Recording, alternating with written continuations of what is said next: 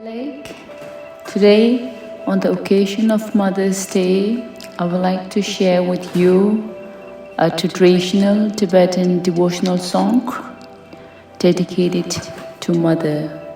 And this is the poem is written by 6th Dalai Lama, Tsangyang Gyatso, and here it goes.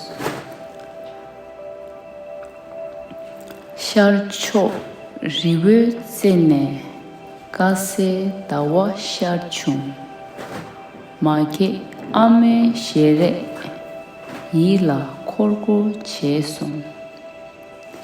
Sharcho riwe tsene kase tawa sharchum mage ame shere yila korgo cheson.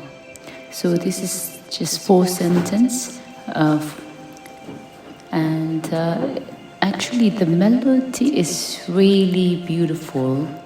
So let me try one, and then maybe I will give the link to the melody song below, and then you can look it up.